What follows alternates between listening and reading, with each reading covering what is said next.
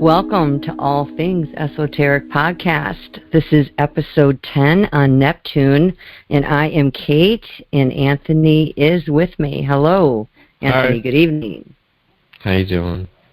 I'm doing well. I am. I'm balanced after a tremendously enlightening day working with Neptune and having some of his fog, her fog, their fog lift off of me and seeing things in more clarity. So I'm looking forward to talking about this planet this evening. How are you doing?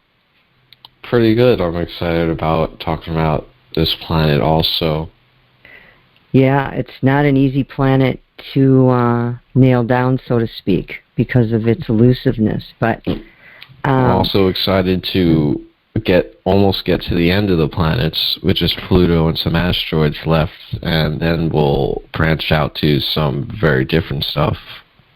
Right, and that's something we definitely need to talk about after laying this foundation. And it's been exciting to work through the planets and get into the energy of them more closely. You know, as we've talked before very freely on the podcast, you know, we share some things, and as I've gone through these planets, things have occurred around me that have tied into the energy of every single week I've felt the energy of the planets. Right. With no exception today with Neptune. So let's go ahead and get started. I want to open up with the sky map tonight at January 24th, 2022, 7:21 p.m. And this is out of New York, Eastern Standard Time that I use when I review these charts. So we have a lot going on in our sky.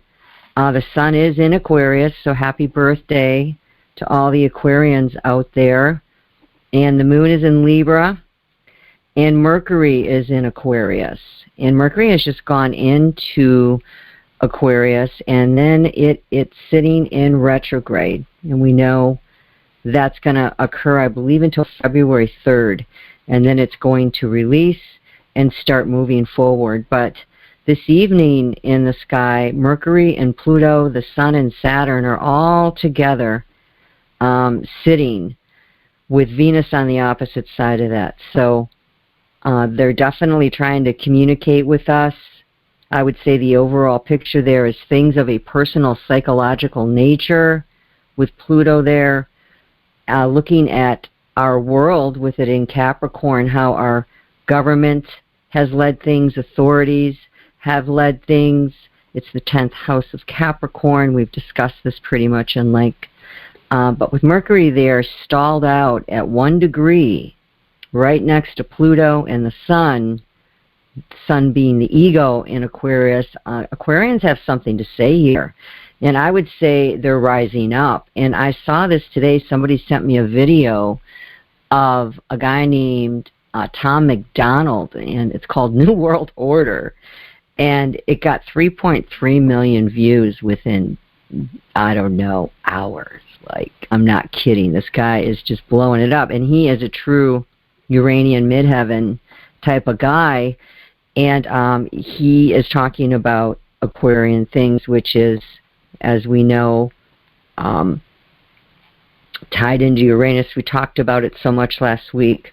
But it's that 11th house and the other and the collective and wanting to make things fair and just and right, and it's fixed air in Mercury, which is the communicator, and it's fixed in Virgo's house, who is the Lord over Mercury, so to speak. So that's some serious energy and conversations going on, and we're seeing things come out daily in the world here in very practical ways. Medicine's really highlighted here, too, with all these planets tucked into Virgo.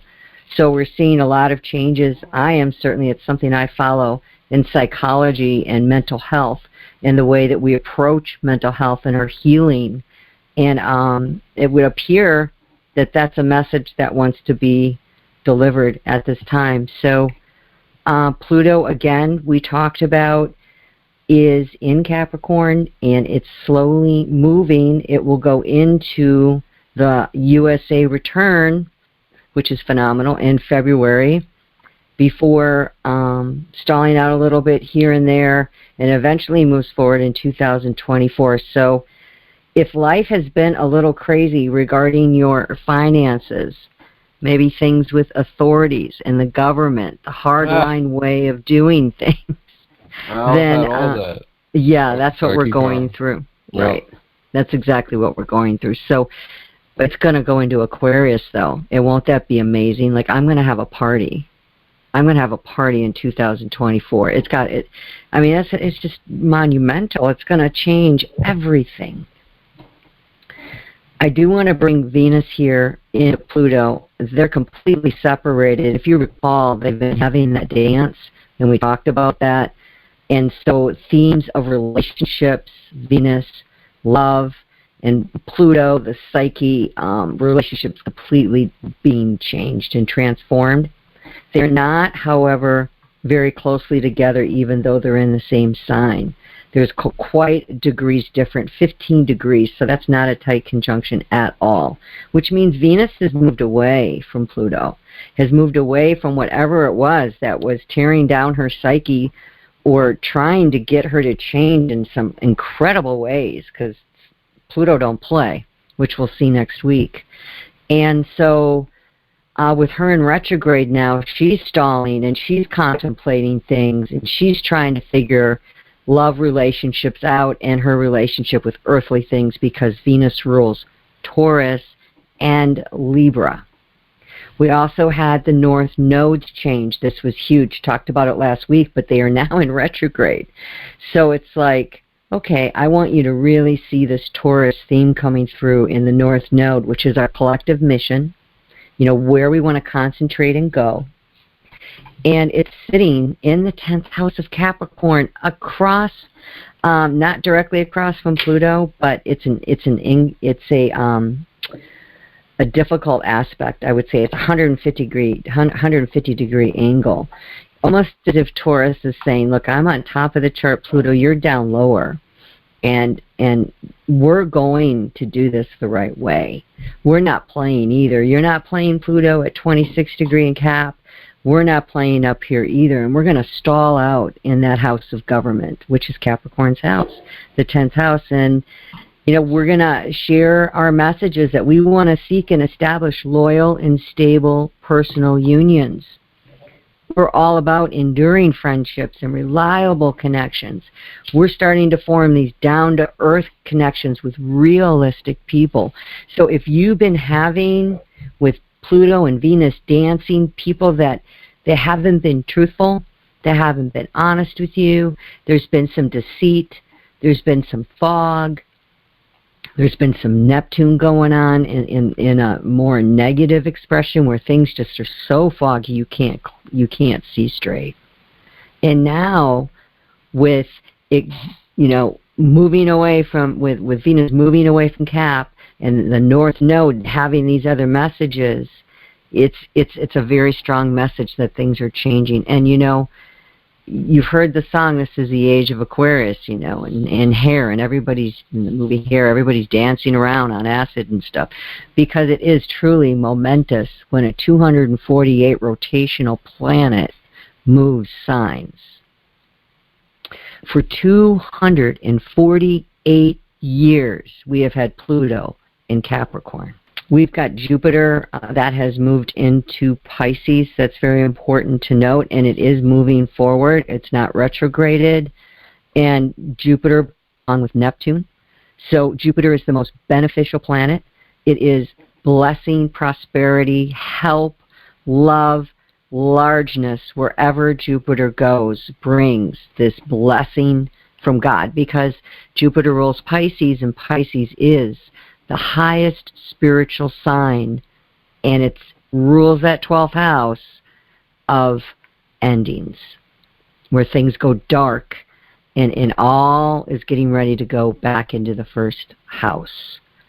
So with Jupiter and Pisces, we see this really enhanced desire for metaphysical subjects, and we want to learn more about what's out there. And true spirituality with Neptune and Pisces as well this evening, true spirituality, and really wanting to say, okay, we know what Orthodox religion is, and we understand it, because we've been in it for 248 years. I mean, man has put his footprint of authority down of how things are going to be, even, I believe, down to religion. Would you agree with that? Right. I just come from that more staunch, religious, organized background of doing God.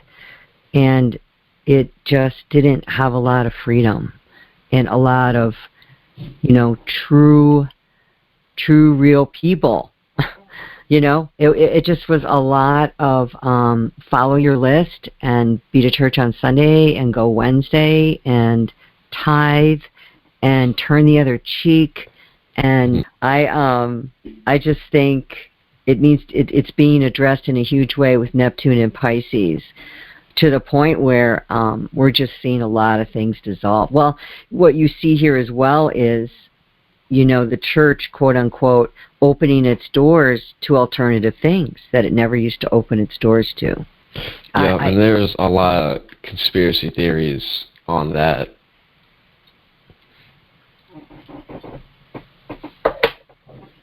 Yeah, I'm not sure which ones you're referring to, but yeah. That basically the liberals got in, and that's why the pedophilia is also involved. Oh, I didn't say true, but I mean, yeah. I just like to listen to these things. Oh, but yeah. It's also really fucked up, where like some things about them are undeniable, like how the Pope wore the pedophile spiral triangle on the International Youth Outreach Day. Like, that's not a Christian symbol, and it was all over his robe. It wasn't just like one. It was like the outline was like embroidered in it. I mean, that's kind of hard to argue against. And of course, there are people in the government accused of the same thing, and some of them are liberals. So, I mean, that's how that happens. And Neptune in Pisces at 21 degrees, which is a really strong degree, this evening is saying we've kind of had it. We now know the jig is up, and we're gonna just go in. We're gonna go and evolve into our spiritualism. And we're going to let go of outdated things that have tried to keep us down. And we're going to expose, and we've seen a lot of that exposure, right? My goodness, there's been so many things that have come out. The main thing about Christianity, what it tried to do is it tried to basically be authoritative about spirituality. I mean, from the beginning, with not having the Bible in a language that most people could read, you had to take everything forward for the priests and the eradication of magic. Like, all magic was is a personal interaction with the divine, and now more and more people are creating their own spirituality. Like, I encourage everyone to go out there and become as educated as possible on all the world religions. And it seems like cherry picking, but it is and it isn't. Like, you just have to do what you want to do. You just have to do what you vibrate with. It's basically, I don't subscribe to any one faith, because I find one rule or some perception in each bit to be something I wouldn't want to do, and I don't feel like I need to subjugate myself to anything in order to be a good person, but at the same time I do see the value of a lot of what they're teaching. Yeah, and I saw something today in a meme, and I thought that it as you were talking, that the picture flashed before my eye, and it is a picture of a woman walking with her back to us, and it was basically like, there's only one way, and it's your way, and it's not like an egotistical, it's all going to be my way, that's not balance. That's not going to bring you anywhere. It's just it's saying basically I have to go with the beat of what I hear. But what you said is really true, and that is study and know thyself. Right? You have to be willing to look around and see what's out there, and not be afraid to do it, and go with what is drawing you, because we need you to be authentic, right? The world needs us to be authentic. If anything, authenticity, be who you are, because it'll save everybody a lot of time and trouble, you know? Right, but I don't know, what if who you are is not a great person? Well, what I mean by that, leaving it in a category of your spiritualness and your spirituality, the truest what you sense believe. of who you are as everything in the universe and God and all that. Right, related back to your spiritual side.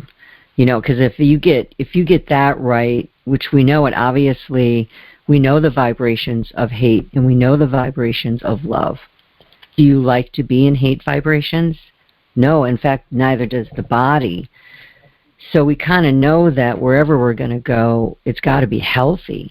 And we have to take that into consideration of, what am I vibrating in? Am I vibrating in sacrifices to innocent children? You know? Mm-hmm. Or am I vibrating in picking a beautiful wild bouquet for Hecate or Hecate, however you want to name it, and having a fire and doing a ceremony and tapping into the energies of power and strength and dignity and respect? It's all about what I believe is your own personal choice, but I also think within the limitations of what you're saying there is, it can't just be anything, right? It can't just be any energies, because some of them are damaging. Right, well, more of what I was saying is, some people who are not as developed will just kind of immaturely cherry pick what sounds good or what's easy, but there's a deeper level to it where someone who is really trying to understand the universe and is not really in it for ego or anything like that, you will come across bits and pieces of every spiritual tradition that you don't like. You're just not going to agree 100% with, like, anything. Right, so you have more on your update? Right, so the other thing I wanted to bring out was Neptune sextiling Pluto, and we've talked about this a couple times, but I want to bring it out tonight just because we're on Neptune. And this is a really, really long transit, because those are the two of the outermost planets in a sextile, which is a harmonious position of an aspect, 60 degrees apart, but it's not necessarily easy. You have to combine the energies in order for them to work. One must work with the other. If they try to do their own independent thing, it's not going to work. So listen to the research on this. Neptune and Pluto are the solar system's slowest moving planets. Consequently, aspects between them last for a great number of years, and their effects are more collective than personal. Now, I just want to say this. That's true, but in my experience of looking at charts, it's collective, meaning, more outer energies, unless you have these aspects or Neptune on one of the four cardinal angles of the chart, because those parts of the chart are super important. They take precedence, which is the 1st, the 4th, the 7th, and the 10th. Also, if your Neptune has a lot of inner planets around it, Mercury, Venus, the Sun, Mars, any of the inner planets, then the Moon, it's going to be very personal to you. Neptune wants to work with you, so that's important to notate. But we do also, at the same time, you would have the inner energy of Neptune, and you'd also be hit with the collective energies. So people that have Neptunes on one of the four corners, they're different kinds of people, depending on what else is going on. But it can be very, very challenging, because we're going to talk about Neptune, and Neptune isn't easy. So the aspects last a great number of years, and like I said, they're collective more than personal. Since 1940, and continuing until about 2040, they're going to be in sextile. So wow, 2040 doesn't seem that far away anymore, you know? Which means they're going to break open. And they're going to start moving, and the major effect of this is to accentuate spiritual awareness en masse. Think about it. Pluto, the psyche, going deep down, looking at why I do things, where I do things, how I do things, who I'm with when I do them. Everything about the psyche goes deep down in. Right. I could definitely see that progression, already happening now with way more people becoming spiritual and pagan and all that. And even before, the past maybe 10 years or so, when that was happening, from like 2000 to 2010, there was a rise of atheism. And that was, the step before the spiritual step for a lot of people, strangely. Well, that I kind of see the evolution of. And, the farther back you go, people were more and more religious, more literal. Well, of course, to a certain point. You go back further enough, they started to be more enlightened. But it's another discussion. Yeah, and I can remember, 1940, my mom was born in 32, and I was born in 63. So my mom used to take me when I was a young girl to my aunts, man. And they would all do some crazy stuff over there. They'd go into it all, man. But, they do seances people used to and stuff. do to children, too. No, they didn't do anything to me. My aunts didn't do anything to me. That would be the male family members. No, I mean, just things that was considered, like, normal parenting, like beating your children and stuff. Oh, boy, that's a whole nother discussion. Yeah, I was beat severely growing up. But I was raised in a really dysfunctional home. That's why I took all that time to really just work on that inner man. And, boy, there's a book in there about that. But I saw this, and this would have been in 72 to 76.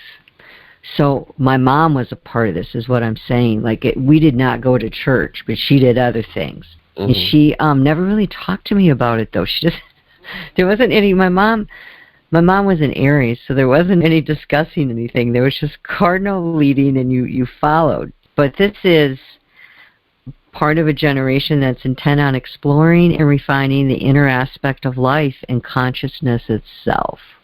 Boy, has that been happening. Just like you said, I think it's really kicked up in the last years. And then wouldn't that make sense?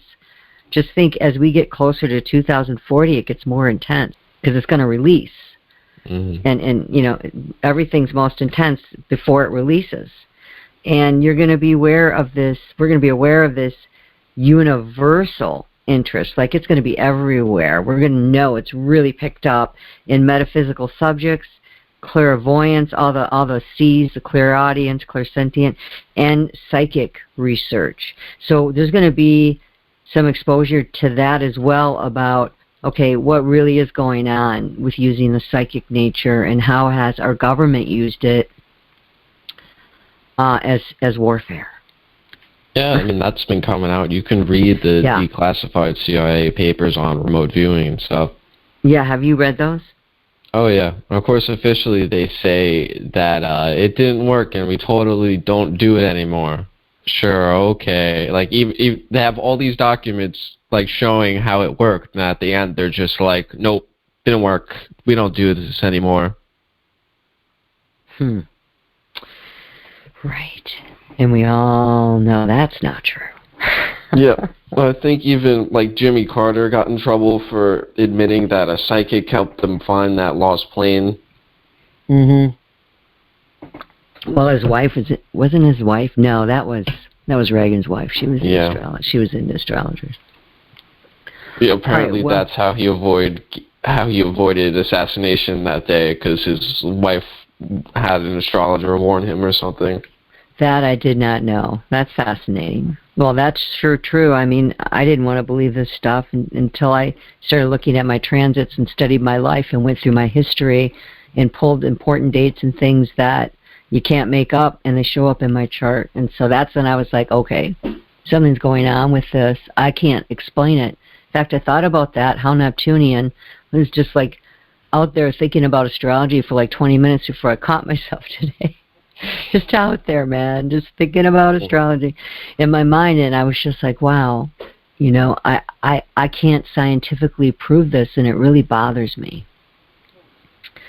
that I can't explain why when XYZ occurred, it showed in my chart that it was going to occur. You know, there's no scientific explanation, and that is difficult for my brain. You know, but Neptune's like, don't worry about it. There are some metaphysical explanations, and some things just aren't physical. No, hard science is tough. You have astronomy, which I'm beginning to really get into deeper, and then you have astrology, and they go hand in hand. Have you heard about the electric universe theory? I think I might have talked about it here once or twice. No, I have not. Basically, so far, it ties into a lot of esoteric things in mythology and Saturn worship and things like that, but the main points to it is that it's a alternative theory to relativity, and the reason why it's compelling to a lot of scientists and mathematicians, this isn't like kooky, like conspiracy stuff. This is all hard science, math people. The reason why this works better than the theory of relativity is because right now we have this problem with dark matter and dark energy.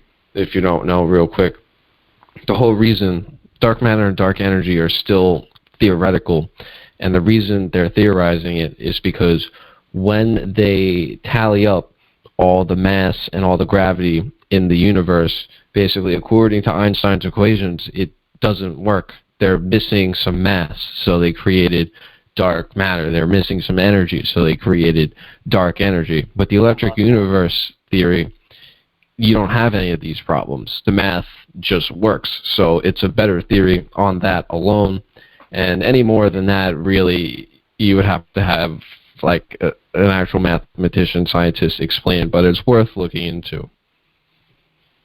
And I shall.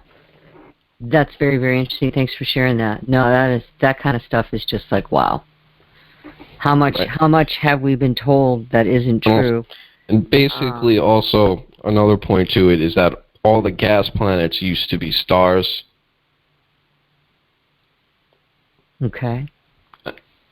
So, like, Saturn used to be a star, Jupiter used to be a star, and there are all these old points in myth apparently talking about a star to the north, things like that, the purple-hued sky in the golden age of Saturn in Greek mythology would make sense according to the electric universe theory, but anyway. Okay. Well, Neptune is also sextiling the moon's north node that's stalled out in Taurus. Remember I talked about that? And this Neptune, wherever Neptune is, brings a sensitiveness, total sensitiveness to other people, an emotional type of connection with people. So it's like the North Node is saying, look, I really, really need authenticity here. I'm just exhausted, man. Like, can everything just be truthful? You know, can we just have the right connection with things in the earth? Can we not be throwing millions of dollars worth of food away when we've got starving people? Like, can we get a solution to the mental health crisis? Like, Taurus is done, you know. We've had this Taurus-Uranian square forever. Taurus and Uranus square forever, and it's just it's been very, very challenging. So this is Neptune bringing in some help to Taurus and saying, I'm with you. I also want to bring a more spiritual understanding to relationships and have them be more compassionate, and we should be empathizing with one another, and we shouldn't be thinking just about ourselves. Now, it's very Aquarian, you know, kind of theme going on there with Mercury in Aquarius. So I just wanted to bring out, that's kind of what's going on with this Neptune, and I'm going to read the Sabian symbol first off instead of waiting, because it kind of sets the scene for what Neptune has been trying to do. Now, this is Pisces at Pisces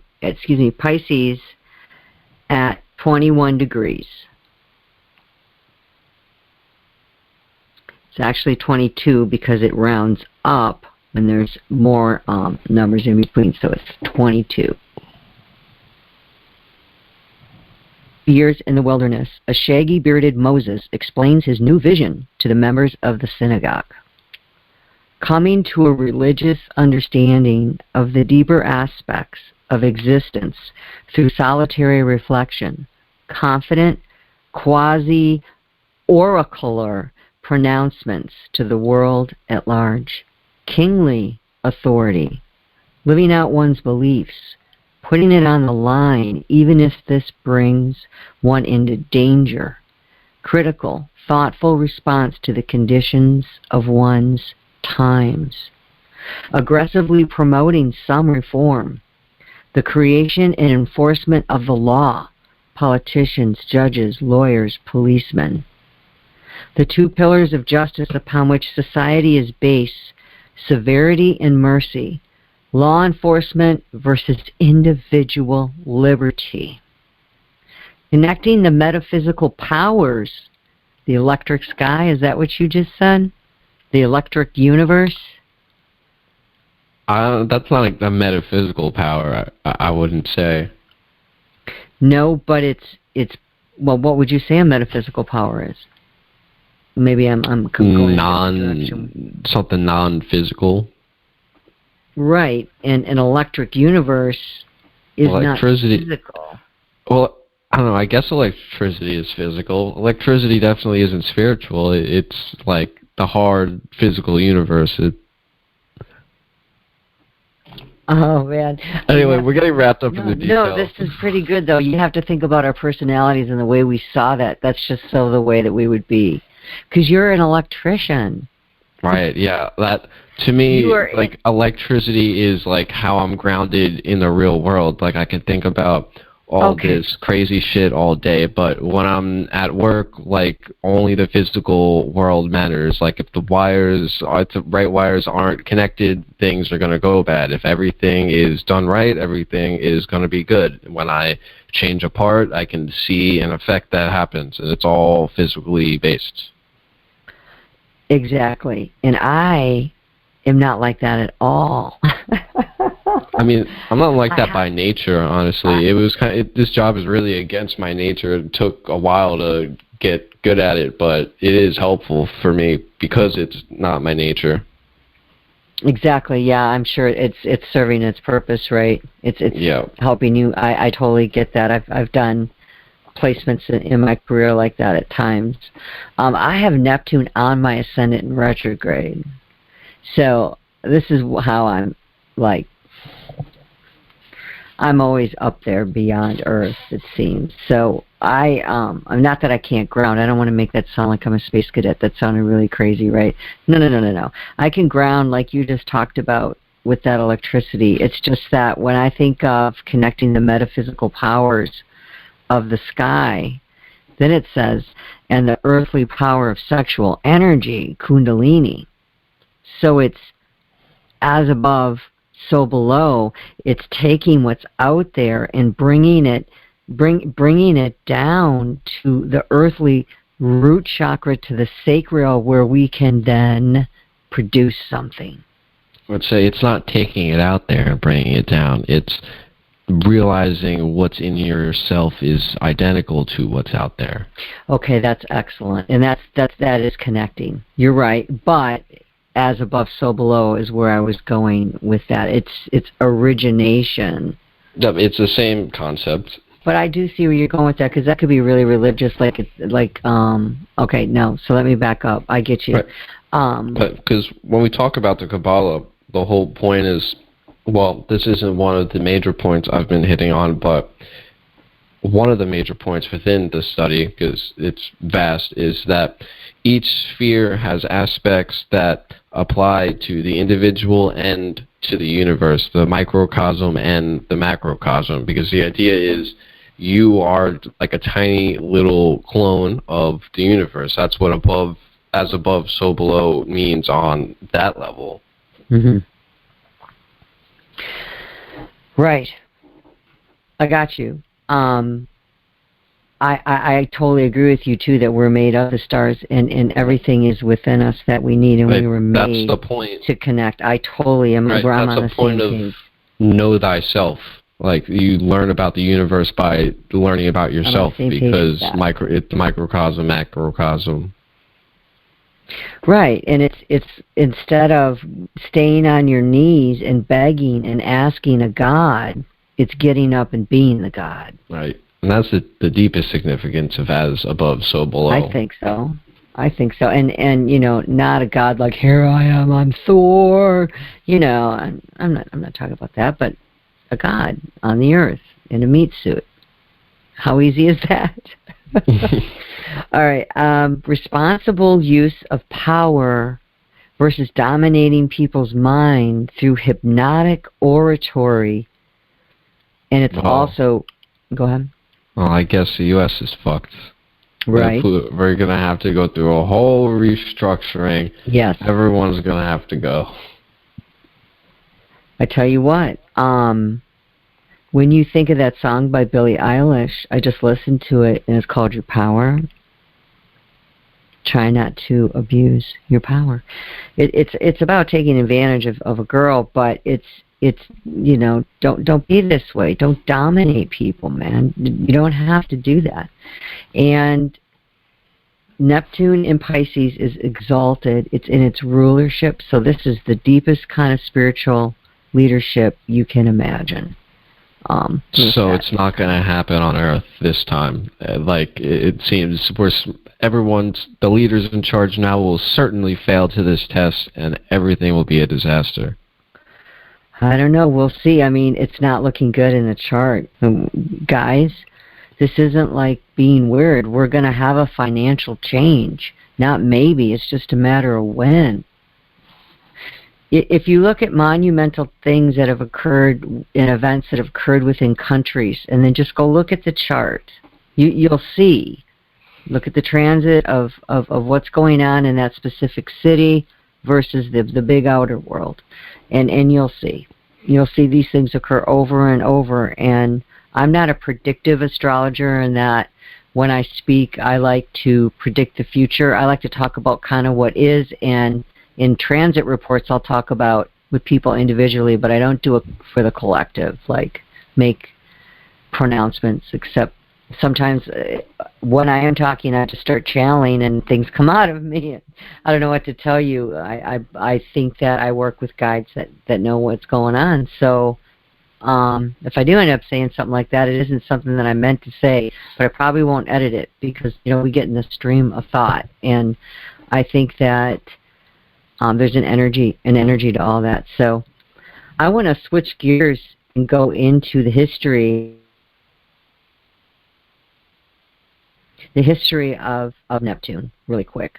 And ironically, you know, I love the number 8, and Neptune is the 8th and farthest known solar planet from the Sun. And I'm going to be taking some of this information off Wikipedia, so if anybody's listening, you want to pull it up, you can follow along with me here. It is the 4th largest planet by diameter, the 3rd most massive planet, and the densest giant planet. It is 17 times the mass of Earth, slightly more massive than its near twin, Uranus. Neptune is denser and physically smaller than Uranus because its greater mass causes more gravitational compression of its atmosphere. It's referred to as one of the solar system's 2 ice giants, the other one being Uranus. So, very cold planet. In fact, it is the coldest, or the planet that has the highest winds, I should say. It was discovered September 23rd, 1846 by Johann Galle. There's 2 other names here, Urbain Le Verrier and John Couch Adams. There's a picture of Voyager 2 in 1989 that was taken, and the methane and the gases cause it to look that blue color. It's composed of gases and liquids, and it orbits the Sun once every 164.8 years. And in astrology, it stays in your chart for 14 years in a sign. So it has, excuse me, it has a really long transit, and it definitely has a message when it stays that long in a sign. I don't want to go into the mythology yet. The reason Neptune wasn't discovered is it's not visible to the unaided eye.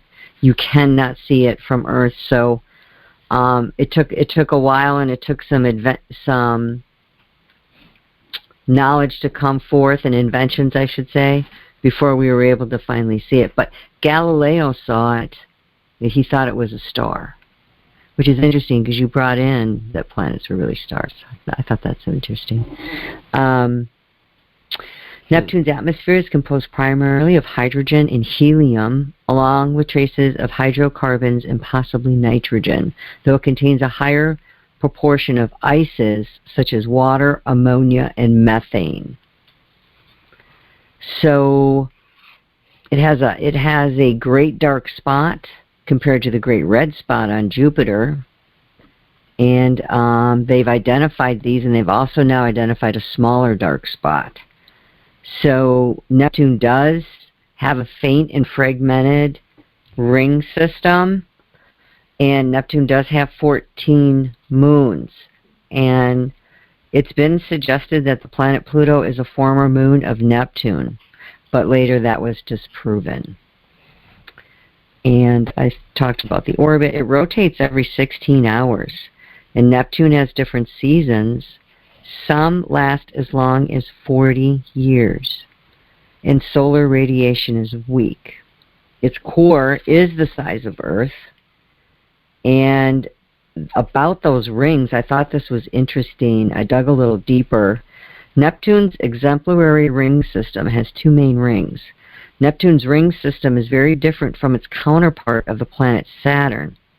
Saturn is surrounded by hundreds of thousands of rings that form a complex system. Doesn't that sound like Saturn, creating all that structure and limitation? The ring system around Neptune consists of very fine and fewer orbits. The individual rings consist of microscopic dust particles, which is the fog that we tie to Neptune, and experts believe that these dust particles are remnants of various meteorite impacts of the surrounding moons. And Neptune's moons are unusually shaped than any other moons. They have all these crazy shapes. Go look at this. And Proteus, Proteus, is a moon that is not circular at all. It's almost like a square. So that was from the Simply Space in Wikipedia. I just want to make sure I give credit there. Now the mythology, jumping into that, ancient Romans saw Neptune as god of the sea, and the Greek god Poseidon is seen as interchangeable. However, it said that Neptune did not achieve the same elevated status as Poseidon. Neptune's name is said to be derived from the Indo-European word for moist. This word is also the basis for the Latin word nebula, meaning fog, mist, or cloud. Neptune was originally a god of the ancient Italians. At that time, he was worshipped as a minor god who was in charge of fresh water and irrigation. And apparently, the ancient Italians did not have a god for the sea. I might be wrong, but this is through the research that I found. Neptune's parents were Saturn, god of time, also known as Cronus, and Ops, or Opus, and for the Latin means plenty. She was the fertility goddess. His brothers were Jupiter, a sky god, and Pluto, god of the underworld. And his sisters were the feminine asteroid goddesses, Ceres and Vesta. They were the first of the asteroid goddesses to be discovered on January 1st, 1801, and Ceres is considered a dwarf planet. After defeating their father Saturn, it is said that the three brothers divided the world into three parts. Jupiter took the sky, Neptune the sea, and Pluto the underworld. So you see Neptune and Pluto sextile here, what we're in, till 2040. I mean, think about this. You've got Neptune in the sea and Pluto deep in the bottom of the sea. So you're never really coming out. You know what I'm saying? There's this, I need you to really stick with this and look at it kind of thing going on between Neptune and Pluto. Neptune was the god of springs, lakes, and rivers before becoming god of the sea.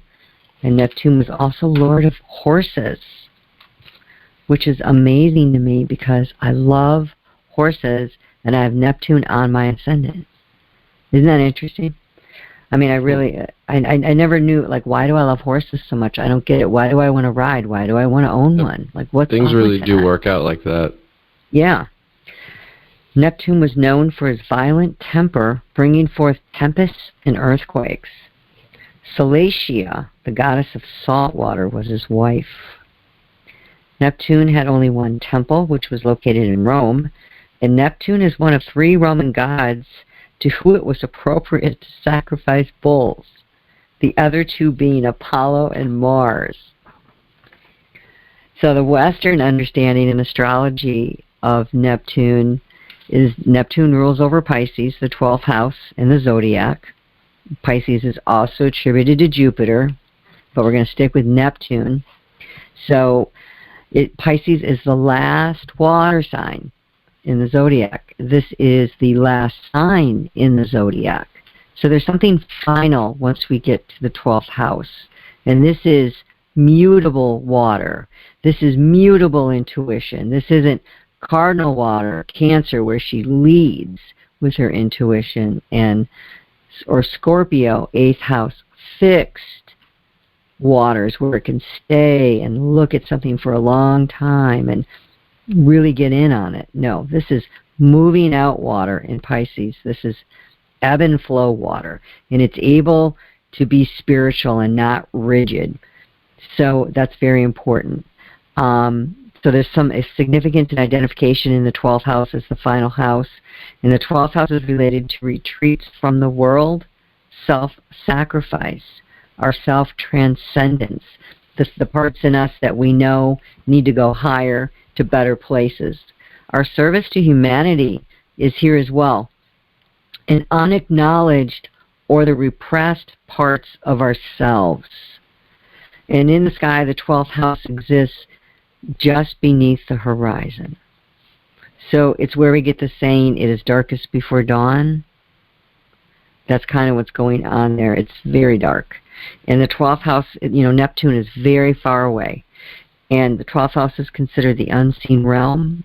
It governs all that exists without physical forms, like dreams, secrets, and emotions. The house of the unconscious and unconscious thought. So you can see the challenge having this on your ascendant, right? On your first house.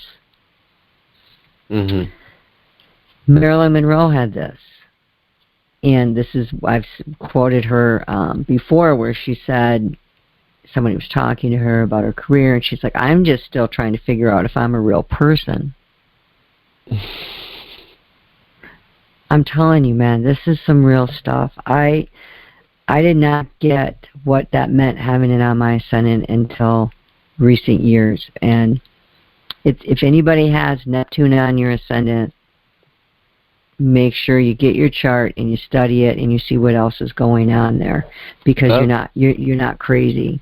That kind of just strikes me as dissociation, possibly from like trauma. Mm-hmm. It can, depending on the 4th house. And I had Chiron, the wounded healer, in my 4th house. I had a very dysfunctional home. So I had Neptune help me not be there when I was being abused. And many people who have gone through those types of traumas will tell you that. They're not there anymore, because it happens so much. You just learn to just go somewhere else. Yep. And Neptune, I think, helped me do that.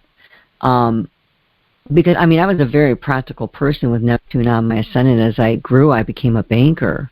And then I was a financial advisor. I was in that for my career of 22 years, right? So, I mean, I was all on the earth. It isn't until recently that I've begun to allow my Neptune to have a little like what we're seeing tonight. This is Neptune, man. Neptune's brought me here to, it's okay. You can go to the higher spiritual things, and your truest heart isn't money. Kate, your truest heart is not money and things. It's not. And I just wasn't walking as an awakened person, so I was on my default soft node, and my south node's in Capricorn. You see? Makes sense. I was up there in the 10th house in my career making all that money. I wasn't thinking about other things.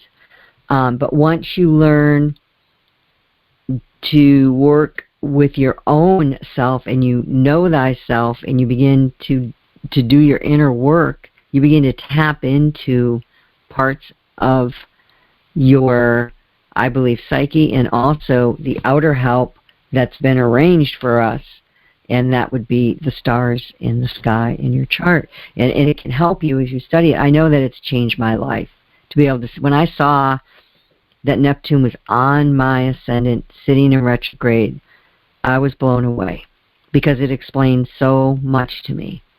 And so wherever Neptune is where you might have had some fog. And with this being in Pisces now, he's really wanting to come through and bring that higher view, the 12th house view, the most highest spiritual view of what is going on. And that's what we're seeing.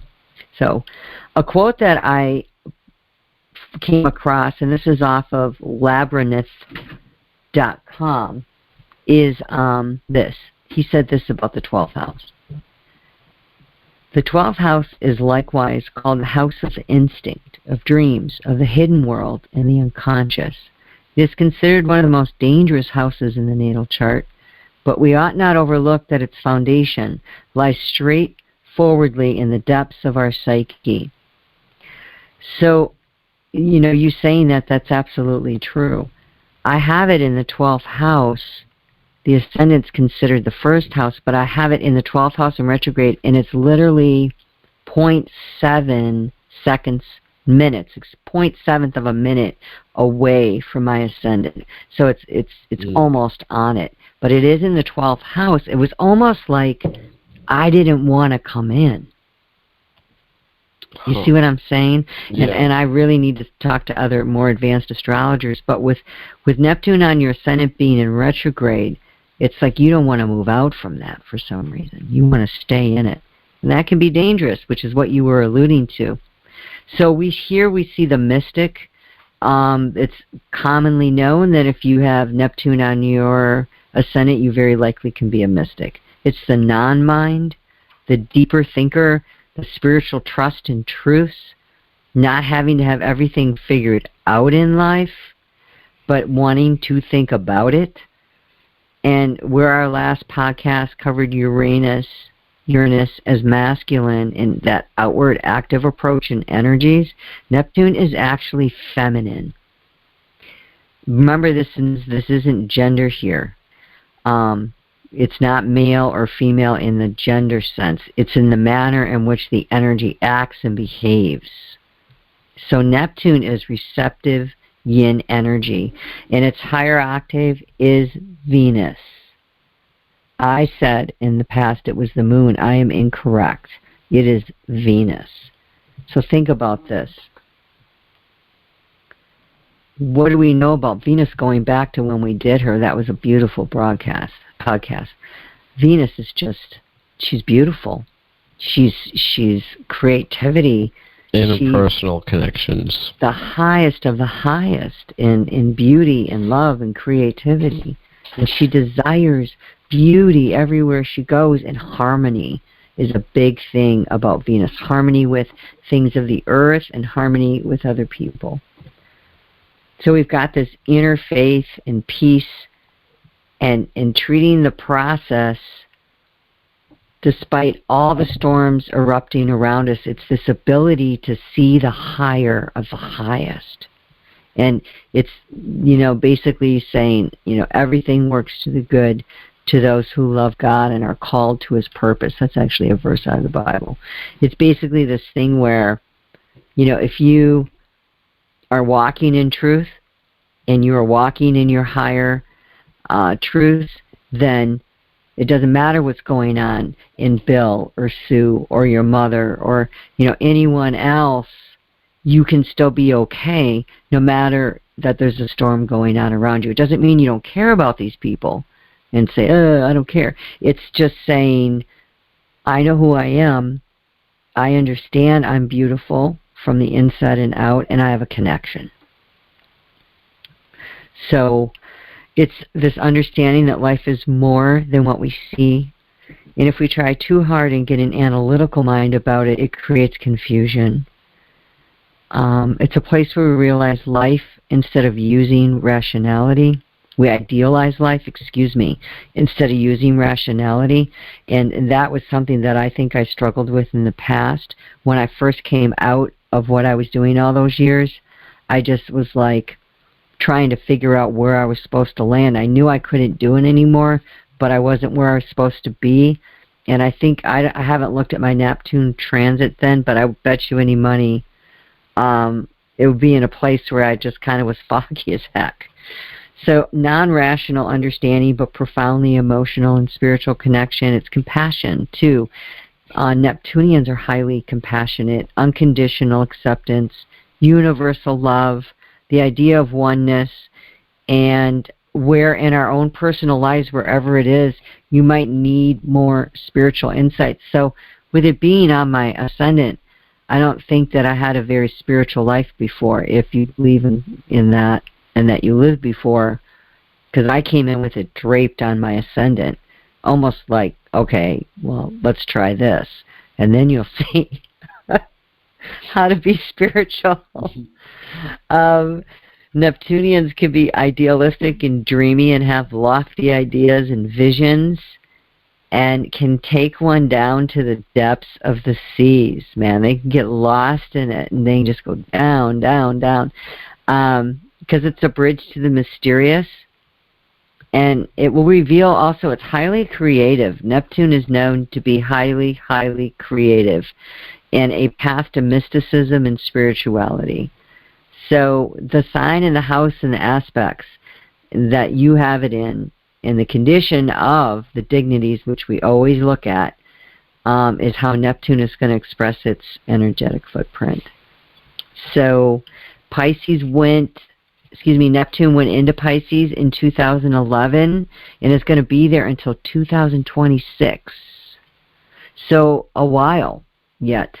And moving from mutable water, it's going to go into Cardinal Aries fire. And won't that be something, right? And it'll be in there for 15 years. So, let's see if there's anything else I want to add here. It can be really liberating right now to have this freedom that we have, being able to explore all these other ideas. And like you said, I think there's been this awakening to it. Right, but, and we really should appreciate it, because for a large part of history, this was highly illegal. You know what? I appreciate you saying that. That's really, really true. It's liberating and freeing, and it really is something that we should be grateful for. I couldn't say that even more clearly than that. We really do, because I think that when we look at the persecution, that even doing this podcast right now and sitting here and being able to do this is really, really incredible, right? And there are still some countries today where if we did this podcast physically in those countries, we could be beheaded. This is correct. And it's happening as we speak. I know this. Keeping some ties with missionaries and the church and whatnot, there's people being persecuted. Just look, I don't think anyone should be persecuted for what they believe in, as long as it's not tearing down and damaging and harming anyone. If you start harming people, we can't have that. We can't coexist in a society where we're harming one another. But I mean, you want to. But your tarot cards are the devil. What's that? But your tarot cards are the devil. The devil? Yeah. Okay. Can't coexist. You're the devil. Yeah. Well, we'll have us a podcast on tarot and how we got it and all the history, and we'll just walk through that, and we'll just let everyone decide that for themselves. The devil came down and he gave it to someone in a cave, and they said, use this to taint people with my influence. I heard that the devil went down to Georgia to get him. Yep. He brought tarot cards with his violin, his fiddle. This is correct. Pan must have been with him. Going, don't do that, don't do that. Come dance with me. Okay, so let's just talk a little bit about Neptune in its lower vibration, meaning we're not aware of Neptune, we're just not understanding the importance. It can be completely turning yourself inward and never coming out. It can be the mystic that never comes out of his house and never gets out into society and mingles and just becomes full of himself. You can have illusions, manipulations, scapegoating, and denial. A really big thing about Neptune is it's tied into addictions. And there are, according to Vedic astrology, the star system, there are ancestral ties with where your Neptune is. And it's wanting us to look at what was going on with Neptune in other people's charts where we came from. So our parents and, being able to get your hands and compare those charts, you would see something going on with Neptune there. What else do I want to say? You really need discrimination as to how to use Neptune's energies. Even though Neptune comes in with all of this opening and this expansion and wanting to show you the higher ways, you can really get lost in too much of it, where you're so spiritually minded, you're no earthly good. Just like how we were talking about how you saw electricity as this practical thing, and I saw it as out there. That was a perfect example of this. You wanting to bring it down and said, well, it's in my life every day, Kate, and if I fuck it up, bad things are going to happen, man. So I don't know about you and electricity, but it's just so funny. Not that spirituality isn't in my life every day. It's that, to me, electricity is tangible, and it works more similar to the way that the rest of the physical world does, in that it has very consistent laws and ways of behaving that can be described with math and all that, and it's very objective and measurable. Yes. I think that if people were to grasp their true understanding of Neptune, that it's an archetype, and that it would sit with it, and they would see how to balance and how to center it, it would be profound in their lives. Because what it does for you is it opens up the psychic nature. Neptune is God's mind. It's the 12th house. It's the end. It's the highest of the highest spirituality. And you're like, oh, God's mind's all foggy and elusive. Isn't it like that sometimes? No, that's perfect because of the sphere I put Neptune in.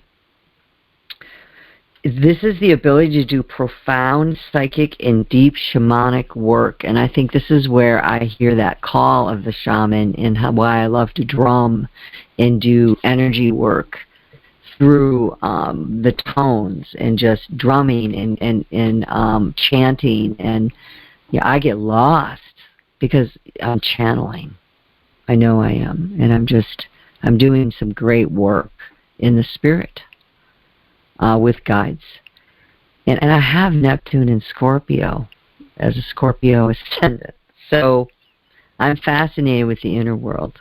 If anybody out there has Neptune on the ascendant in Scorpio, I will do a free chart for you, because that's challenging.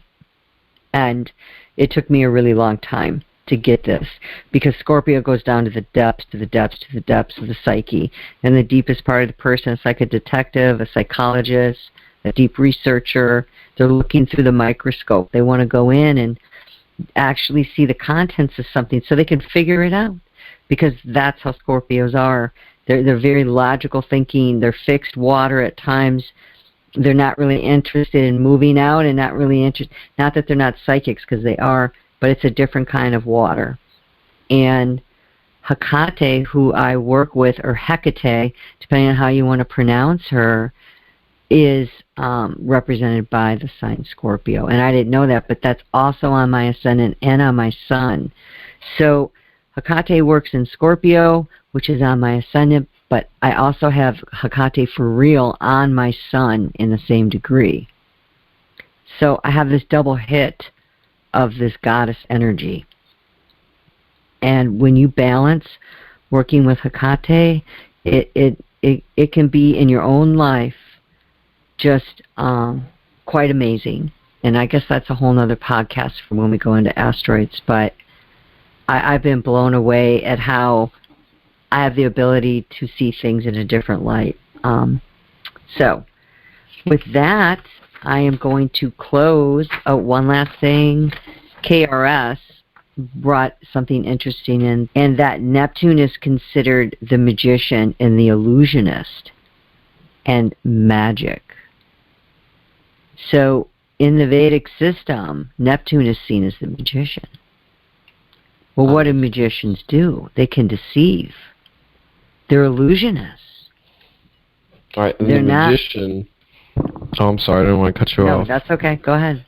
The magician on the Tree of Life, his path connects Kether to CHOKMAH, which I have attributed Neptune to.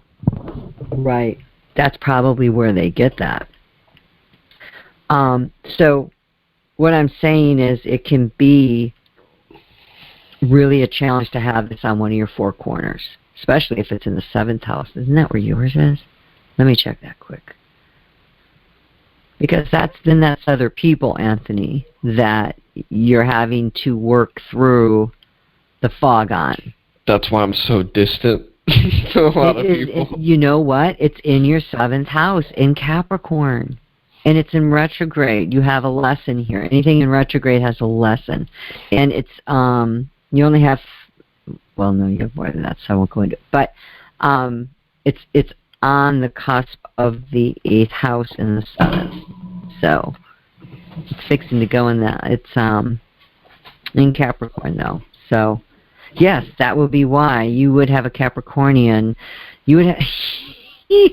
This is why electricity is practical to you. Because Capricorn is earth energy. So your Neptune is in earth energy. The electrician. The relation of electricity to Neptune. How about that? What?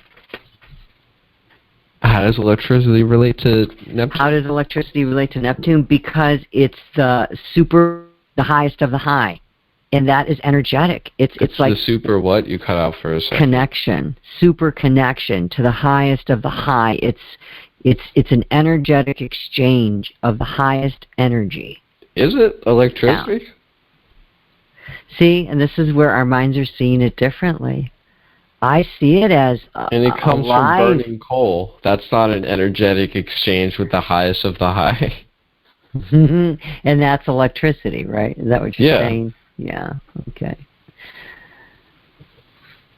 We're just going to have to leave that there as our brains see it in two different ways. Into the tarot, but I'm going to hand it over to you because I think you're going to bring some of that out anyway. But I wanted to just bring out that magician part. I thought that was interesting. And how the older Vedic ties it. So I'm going to hand it over to you. As I said with Uranus, as we go beyond the 7 classical planets into the outer planets, traditionally only the 7 classical planets have been traditionally associated to the Tree of Life and their various spheres. And if you look online now, you can find diagrams of Neptune, Uranus, and Pluto, all 3 of them in all 3 of Neptune, CHOKMAH, and Thoth. They're all switched around. So, it seems reasonably up for debate. So for me, I put Neptune in CHOKMAH, the divine masculine. And I know you're talking about Neptune being a feminine force, but most of the spheres we've looked at have been hermaphroditic in one way or another, even if they are dominantly one or the other. And as you mentioned before, Neptune was worshipped by sacrificing a bull, a very masculine force. And you mentioned his connection to fresh water, which water, of course, is life. And so here I have this quote. This is just from the Wikipedia. Petersman proposes a different interpretation of Neptune's theology, developing his understanding of the theonym as rooted in the Indo-European Nebeh, N-E-B-H. He writes that the god would be an ancient deity of the cloudy, rainy sky in company with and in opposition to Zeus Jupiter, the god of clear skies. Similar to Caelus, he would be the father of all earthly things through the fertilizing power of the rain. And this is very divine masculine. This is very CHOKMAH. And continuing a little more, see, the divine masculine is force, and its counterpart, Binah, the divine mother, is form. However, specifically, CHOKMAH is formless force, because if we're looking at the progression of the emanations, it goes in numerical order, 1 to 2 to 3. In that brief moment where CHOKMAH is created and Binah is not yet being created, Binah has not yet been created. All that exists is force. Dion Fortune specifically calls it, quote, "It is formless, being the pure impulse of dynamic creation," talking about CHOKMAH. And that's exactly what the ocean is, right? A liquid takes the shape of its container, but nothing contains the ocean. It sits on top. The ocean's constantly moving. It has no defined shape, but it is pure force. Have you ever been hit in the face with a wave? It is pure force, yet it has no form. It is, the ocean is the definition of formless force. And also, if we look at the symbol of, actually before we get to that, but in the myths, Poseidon half-heartedly, as described by Homer, attempted to overthrow Zeus. Really, it was Hera and another goddess, I think Athena, who went to Poseidon with this plan to overthrow Zeus. But Homer keeps saying that Poseidon is way stronger than Zeus. He really could have won the battle if he really wanted to, and that's why they ended up losing. But if you think about it, this would make sense if Neptune, Poseidon, is CHOKMAH, right? Because not wanting to rule, to take that kind of responsibility is a very wild, it's a very wild, unreserved force kind of thing, right? Dion Fortune says that CHOKMAH is not an organizing Sephirah, but it is the great stimulator of the universe, right? It's very Pan-like. It just wants to do what it does and have a good time. Like, the law of it doesn't really come into the universe until Jupiter, right? So it's not always about who's strongest. It's about who has the will to rule, who wants it, right? Not everyone wants to have control over everything. But as we just mentioned Pan, let's talk about the symbol of the trident.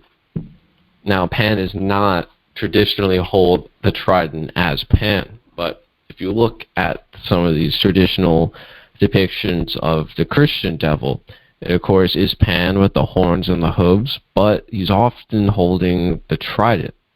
Oh, why would that be? As we talked about in the Jupiter episode, we basically spent an hour explaining how Jupiter is Yahweh, the monotheistic God. And of course, the trident is a symbol of Poseidon, who once tried to overthrow Zeus. So similar to what they're doing with Pan, they're just taking oppositions to Jupiter, values that are not Jupiterian values, and casting them as evil. And of course, Pan is constantly depicted with his penis, and of course, that's one of the most significant magical symbol of CHOKMAH. He's also very wild and carefree. He would not want to rule shit. He just wants to do what he does and have a good time. And who else is depicted with the trident? The Hindu god Shiva, who is also commonly depicted with his penis, or as they call it, the Shiva Lingam. Yeah, and the Shiva Lingam stone. It's a very big point of worship. And as we talked about in the Jupiter episode, Shiva ends up punishing Brahma, who we explain is very similar to Jupiter, and CHOKMAH is directly above Brahma. I mean, CHOKMAH is directly above Chesed, Jupiter, on the Tree of Life. So, as we see through the symbol of the trident, they all seem to be very masculine, CHOKMAH-like figures. So, now that, and also, just a very loose point, the magical image of CHOKMAH is a bearded male, and Neptune is also a bearded male, but, I mean, there's plenty of bearded males in Greek mythology, so take that for what you will. I think it gives it its feminine nature, because if you think about it, it's receptive like water. Right, yes, the ocean is more typically a feminine symbol. As we said with the Binah episode, one of the alternative titles to the Great Mother is Mara, the Great Sea. So, and CHOKMAH is hermaphroditic, because like I said, before there's a moment in the creation where only two CHOKMAH exists, and three, the feminine form, has not been created yet. So CHOKMAH is hermaphroditic. I mean, that's what Baphomet, essentially, why he's hermaphroditic, because it's supposed to be a depiction of CHOKMAH, where it is mainly masculine, but it is hermaphroditic because the feminine has not yet split apart from the masculine. Right. We don't have duality yet. So, now that we made my case for the connection between Neptune and CHOKMAH, let's go into CHOKMAH a little bit more. Some additional titles are the Supernal, or the Divine Father, the Tetragrammaton, the Yod of the Tetragrammaton, magical image, a bearded male figure, virtue, devotion, vice, none, symbols, the phallus, the Yod of the Tetragrammaton, the inner robe of glory, the standing stone, the uplifted rod of power, the straight line. Pretty much these are all the phallus, standing stone, rod of power, straight line. Those are all penis, is basically phallus. The inner robe of glory and the Yod of the Tetragrammaton, basically metaphors for the soul, the point within the circle, the spiritual essence of things. Very similar to the Kether images, because it is the first outburst of Kether, so it does shares a lot of qualities: spiritual experience, vision of God face to face. And briefly we'll get into the Esoteric text. It goes as follows. The second path is called the illuminating intelligence. It is the crown of creation, the splendor of unity, equaling it. It is exalted above every head and is named by the Kabbalists the second glory. Like I said, the Kether-like imagery. Continuing a little more into Dion Fortune's elucidations on CHOKMAH from the mystical Kabbalah. As always, hard to find such a clear, concise, and comprehensive description of the spheres on the Tree of Life. So she says, as we have already seen, Kether is the point formulated in the void. According to Euclid's definition, a point has position but no dimensions. If, however, a point may be conceived of as extending through space, it becomes a line. The nature of the organization and evolution of the three supernals is so remote from our experience that we can only conceive of them symbolically. But if we conceive of the primordial point which is ever being extended into the line, which is CHOKMAH, we shall have as adequate a symbolic representation as we may hope to achieve at our present state of understanding. So that's just a little bit on the symbol of the line. So, continuing. She gets more into the higher significance. Don't get so caught up in the penis being a sexual symbol. They're trying to get at more than that. She says, it must not be thought, however, that CHOKMAH is a phallic or sexual symbol and nothing else. It is primarily a dynamic or positive symbol, for maleness is a form of dynamic force, just as femaleness is a form of static, latent, or potential force, inert until status given. The whole is greater than the part, and CHOKMAH and Binah are wholes of which sex is a part.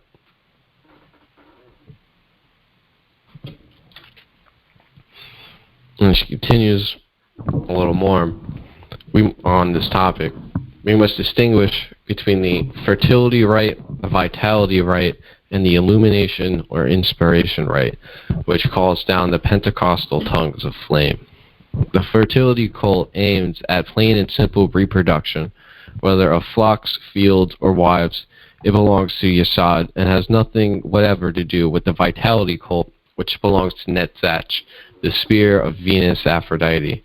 This concerns certain very important esoteric teachings on the subject of vitalizing or magnetic influences which the sexes have on each other, quite apart from physical intercourse, which will be dealt with when Netzach, the sphere of Venus, comes to be considered.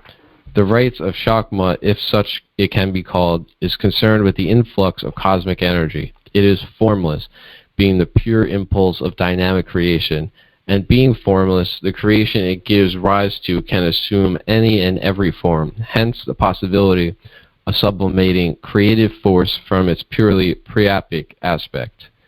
To me, this last part really gave me elucidation on why Pan, who is very phallic and masculine god, is also described as all things, and also as being attributed to Doth, because he's formless, as this last bit, being formless, the pure impulse of dynamic creation, and being formless, the creation it gives rise to can assume any and every form. And again, back to the sex part, sex is a part of it, but the CHOKMAH part is more than that. Like we said, Neptune was associated with fertility, but we go back to what he said. Now think about this quote that I mentioned before. He would be the father of all earthly things through the fertilizing power of the rain. He wouldn't be a deity that they went to when, if they're trying to get personal fertility, if they're trying to, make their fields grow more or conceive a child. It's more of a symbolic fathering of everything. It's a much higher principle. It's fathering the universe, not an individual physical life form. This is still very far removed. The physical world doesn't come in all the way to Malkuth. I mean, Binah is form, but it's just the idea of form. It's still above the abyss. It's not even the idea of form, really, because that's Had, our intellectual ideas of form. It is like the root of form high up in the conceptual universe. This is nowhere near the physical world or physical reproduction or sex or any of that. Any thoughts on that? Or anything you wanted to say? Trying to track with you. There's the 20, is it the 23 or the 22 path tree of life, and then there's the Kabbalah tree of life, right? The tree of life, 22 paths. No, it's the same thing. There are 22 paths and 10 spheres on the tree of life. Okay, so it is the paths connect the thing. spheres. Yes. Okay, and I'm looking at a diagram, but it doesn't have the names of all the paths, and that's what I need to see, because I'm going to let you finish, and then I'll share with you what I have about the Tree of Life here that I read. Okay. I'm going to let you finish your segment, though. Okay, we just have a little bit more on the phallus. Phallus, or lingam, is given as one of the magical weapons of the initiates operating the grade of CHOKMAH. This is, pretty sure she's talking about the Golden Dawn. Anyway, this tells us that a knowledge of the spiritual significance of sex and the cosmic significance of polarity concern this grade. Anyone who can see beneath the surface of things in mystical and magical cannot fail to be aware of the fact that in the understanding of the tremendous and mysterious potency, which we call sex in one of its manifestations, lies the key to a very great deal. It is not for nothing that sexual imagery pervades the visions of the seer, from Song of Songs to the interior castle. It must not be thought that from this that I advocate orgiastic rites as the way of initiation. But I may as well say plainly that without the right understanding of the esoteric aspect of sex, the path is a blind alley. Freud spoke the truth to this generation when he pointed to sex as a key to psychopathology. He erred, in my opinion, when he made it the only key to the nine-chambered soul of man. As there can be no health of subconscious without the harmony of sex life, so there can be no positive or dynamic working upon the plane of superconsciousness unless the laws of polarity are understood and observed. Yeah, that is just not taught. There's a whole teaching right there that I'm learning. I understand that profoundly. No, you're taught have sex for reproductive purposes, masturbate, you're a dirty sinner, you're going to hell. Right. These are not the high values that some people are aware of, but that's not what's promoted. Right, right.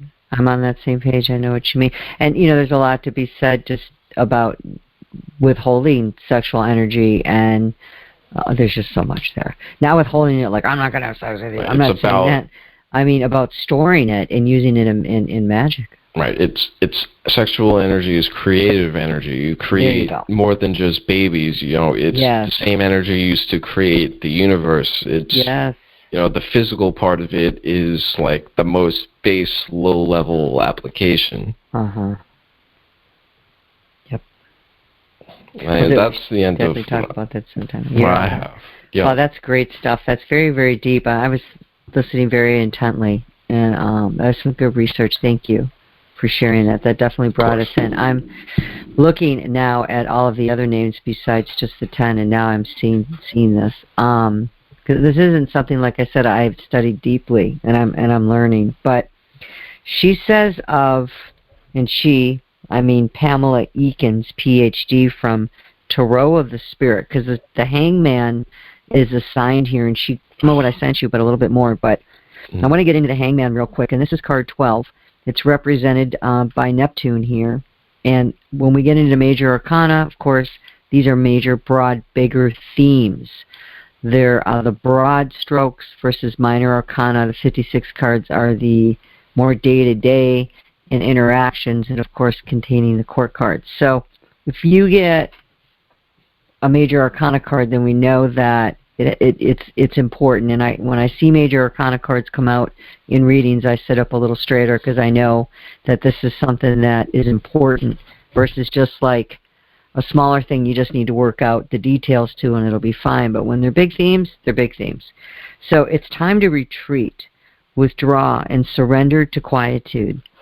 When the internal waters are stilled, you can see and hear your deep eternal self, which is your own truth. It ties in exactly with what we've been talking about, knowing thyself, and how there is a path, but it's your path and how you're drawn. Through meditative contemplation, you will arrive at the truth. Your glorious nature is revealed when the clear waters of your mind cease to be disturbed by the rippling thoughts. This is a time of voluntary withdrawal in the Hangman. Re-enter the world only when you know you have received answers.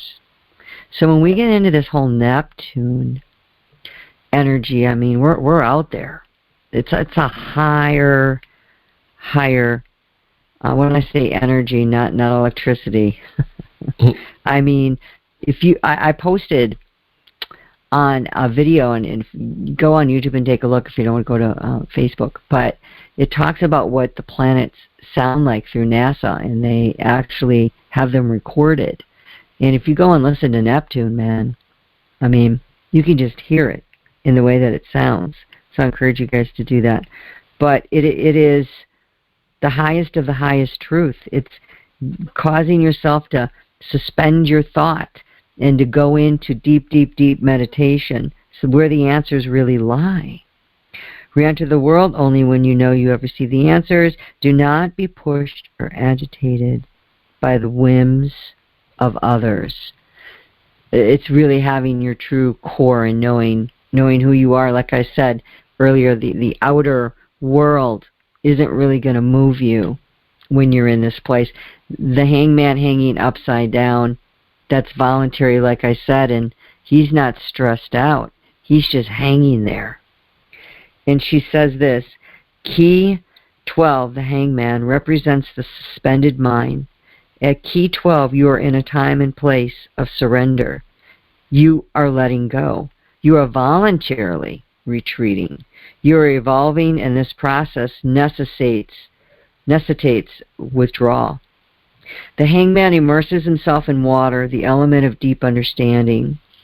There, it is possible for him to tap the deep flow of the original intellect, the universal mind, the most stable intelligence, the brilliant pattern of thought known before and beyond the myriad dimensions of cultural overlay. And that's exactly what you said. You know, we were talking about sex and how it being creative energy, and then you tied it into how things were created.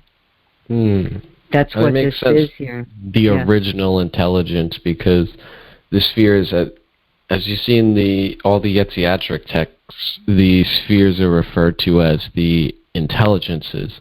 And this is the original intelligence after Kether being number 2. Got you. He is immersed in the cosmic womb, that which cradles spirit and builds form. This womb is a shell of protection which offers a way of knowing through quieting the mind and releasing the self from preoccupation with everyday matters. The hangman is submerged in deep introspection. From this womb, which could be compared to a cocoon or an isolation tank, the man, when he so wills, is reborn in newness. As the 23rd path, and this is what I wanted to talk about, on the Tree of Life, Key 12 mediates between Gabora, and the universal force of disillusion, and Had, the hangman's intelligence, or patterns of thought. On the 23rd path, the hangman must experience the disillusion of former patterns, death, in order to evolve. Oh, I see your confusion on the paths now because, there are 22 connecting paths. However, sometimes the spheres are referred to as paths in themselves for a total of 32 paths. That's why you have that, her calling it the 23rd path. I got you. Right, and the 23rd path is Mem, which is the word for water. As in... Right, yeah, so that works out nicely. Yeah, exactly. A few things about the hangman card itself. The I Ching is hexagram 12, obstruction, and it's a standstill and stagnation. So it's voluntary, him going upside down, and it's almost like the tarot is saying, look, I need you to do this from time to time. It's usually referred to as a sacrifice. Exactly. It's the pulling away from the world. It's saying, I'm going to do this. I'm going to go into this higher connection.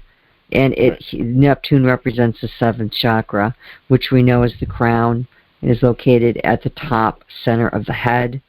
Its element is thought, and it is the chakra of consciousness and connection with all. Right. So Neptune gets us there. That just made me think... Right, if Neptune is the first, if CHOKMAH is the first breaking away from Kether, that what you were just describing brought to me the mind of the original unified consciousness deciding, okay, I'm going to divide myself in order to experience myself now. Like that would happen around CHOKMAH, like the first breaking away from Kether. Interesting. Funny how that all goes together. When that crown chakra is balanced, we feel we are one with nature and all beings, and there's this connection, right? It's different than the root, okay? This is the top connection, thinking Neptune, not Mars or, Mercury, like even the inner planet. As you remember, the Esoteric text called it the crown of creation, and Kether is also referred to as the crown. So we're supposed to get this idea that it's not exactly in manifestation, right? And then the Esoteric text continues and says it is exalted above every head. So it's like the crown. It's kind of hovering above creation almost. Right on. And you can tell when that's centered and balanced and when it's not, and when it's open, I should say, and full. Right, and of course this relates to the crown chakra, which sits above your head. It's not a part of your physical body. It sits above your head. This is correct. Yes. And as a Reiki master, this is one of what I do is when I've worked with people is, I open the crown, and sometimes I've had experiences, I'm not going to mention names, but I was with someone doing a session once, and this individual had been having a lot of really troubling thoughts and things like this, and her mind was just racing. And so, just relaxing her and doing some things. So we're going to open the crown, and, you're okay with this? We walk through this. And I open her crown, I helped to assist open it, and this big blast of energy came at me. Like, because I was standing in front of her, she was laying on the table, and so my body was in front of her crown, I was opening it, and I literally felt this blast of energy come out. Now, I go in protected and all of that, so that it's not going to affect me that way. But, I'm telling you, she was completely like, her crown was not open. And when I opened it, it was like all this, whoosh, it was allowance for, and she felt it, and she went, whoa, and I wasn't even talking when I said I was going to do it, and I was silent, doing my symbols and whatnot, and then she felt it. It was incredible. So there's something to this, and there were a whole other reasons for why that was all blocked, but being an atheist, that would be a blocked crown chakra, where you just think, I don't know what your thoughts were on atheism, and I'm not mocking you in any way, but it's, basically thinking that there is no other thing out there, and there's just this and that. That's totally what it is. I used to be an atheist, and if you talk to any atheist, 9 times out of 10, sometimes they just don't admit it, they're fucking miserable. Mm-hmm. And it's not so simple, like, you don't need a god to worship to make you feel better. It's not anything like that. It's just about connection to energy, connection to the universe, connection to everything around you. That's your greatest resource, and you're cutting yourself off from it. Right. And when it's not balanced, there's an imbalance, and the way that shows up is feeling superior or inferior to other people, and doubting that there's a reality outside the mundane. You can get into great despair, kind of Eeyore, woe is me kind of thing. And there can be also extreme spiritual practice when your crown is blocked, because you're not allowing in as above, so below. You're just all below. Right. You're just all below. And psychosomatic disorder, and this is what I was experiencing with her, were things, she was sharing, me being a psychonaut and, working towards my degree in psychology. It was like, wow, this is psychosomatic things that you're sharing with me, and I think we just need to open things up and let them flow, and that was exactly it. And she reported feeling absolutely better after that, and her spiritual life's been restored, yada, yada, yada. But isn't that amazing? Yep. That it tied in like that. So I just want to share, Aquamarine is a beautiful stone to work with, and it is that bluer, clear or opaque color. And Aquamarine, if you're really challenged with your Neptune, bring the Hangman out, set it in front of you, get some Aquamarine. It's going to bring some courage to you. It's going to bring calming, and it's going to harmonize your environment. Also gives you this compassion and the sensitivity and tolerance of others. Stones and crystals, I tell you, we should do an episode on them because I'm fascinated with how they've been used and how they truly are healers. Right. It's not a New Age thing. No, they truly are healers. And I've got some stones around me right now that I use for every podcast. I change it up according to what's going on. And, I sense the power behind them. These were stones I had under the last moon.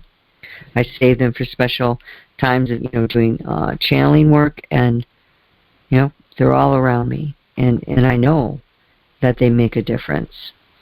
Some associated cards, interestingly enough, with this Aquamarine is the High Priestess and the Hangman. And they're kind of similar, right? Except the High Priestess is sitting upright, and the Hangman is choosing to be upside down. It's kind of like a sacrifice, like you said. Interesting. So, I don't know if there's anything else you want to add, but that's all I got. Yeah, that's it. That's all you got, too? That's it. Everyone all get right. out of here. Okay, and good night to you, Anthony. Good night, y'all. Good night.